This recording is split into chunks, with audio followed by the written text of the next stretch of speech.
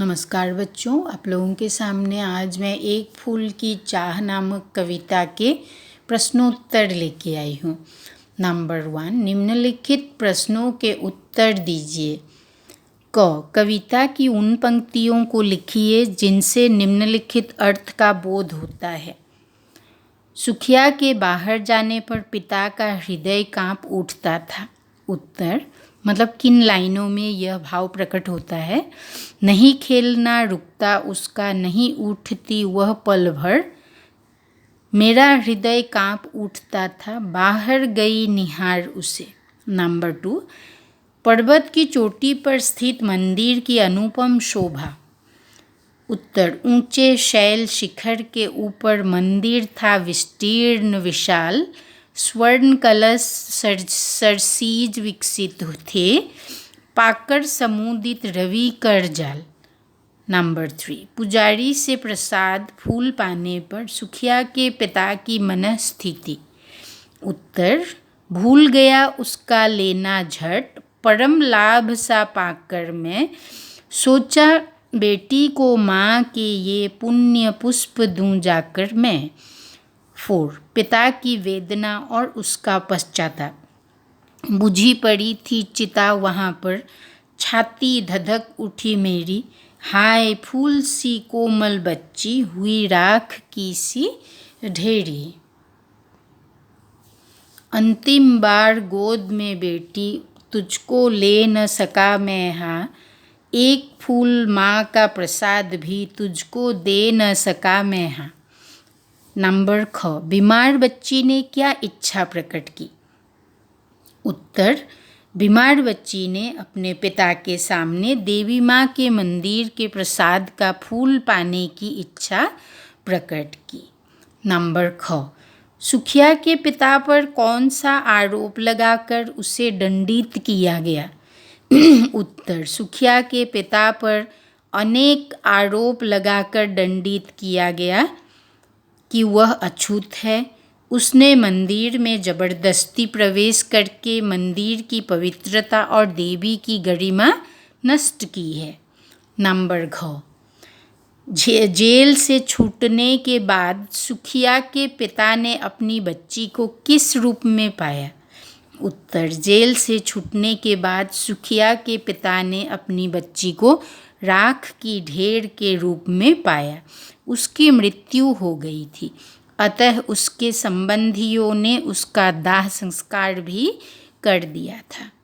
Number 9, इस कविता का केंद्रीय भाव अपने शब्दों में लिखिए।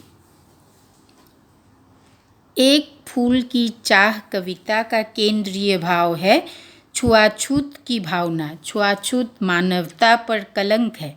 किसी को जन्म के आधार पर अछूत मानना और उसे मंदिर में प्रवेश न करने देना अपराध है। सुखिया के पिता को तथाकथित भक्तों ने केवल इसलिए पीटा क्योंकि वह अछूत था। इस कारण उसे मंदिर में नहीं जाने दिया गया। न्यायालय ने भी सुखिया के पिता पर अन्याय किया। उसे 7 दिनों की सज़ा केवल इसलिए सुनाई गई क्योंकि उसने मंदिर में घुसकर मंदिर की पवित्रता नष्ट की थी। कवि कहना चाहते हैं कि अछूतों पर किए जाने वाले ये अत्याचार घिनौने हैं, इन्हें रोका जाना चाहिए। नंबर 4, इस कविता में से कुछ भाषिक प्रतीकों बिंबों को छांट कर लिखिए। उदाहरण अंधकार की छाया। अब उत्तर कितना बड़ा तिमिर आया, हाय फूल सी कोमल बच्ची, हुई राख की सी ढेरी, स्वर्ण घनों में कब रवि डूबा। नंबर 2, निम्नलिखित पंक्तियों का आशय स्पष्ट करते हुए उनका अर्थ सौंदर्य बताइए। अब नंबर क, अविश्रांत वर्षा करके भी आंखें तनिक नहीं रीती। उत्तर सुखिया के पिता की आंखें निरंतर बहती रही, फिर भी उनमें से आंसू नहीं थमे।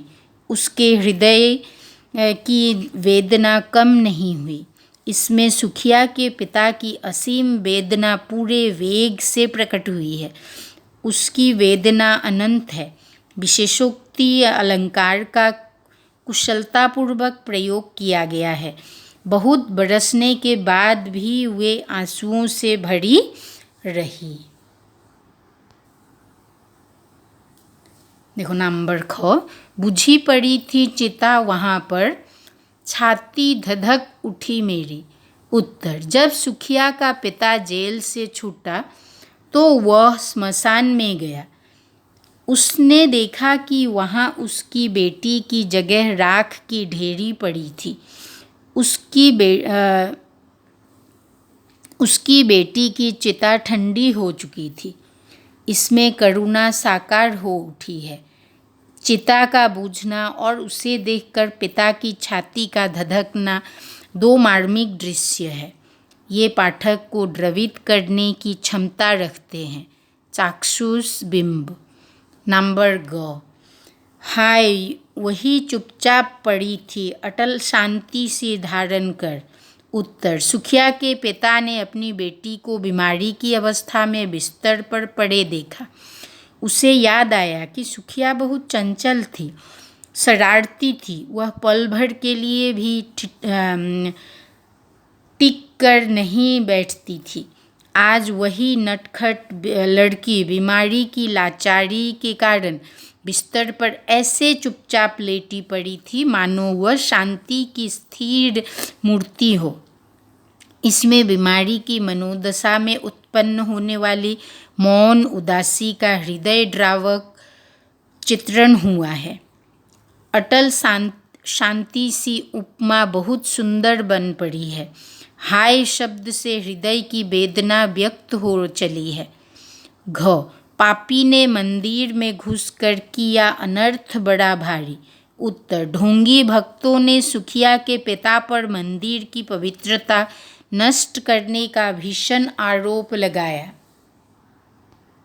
लगाया है। वे कहते हैं सुखिया का पिता पापी है, वह अछूत है।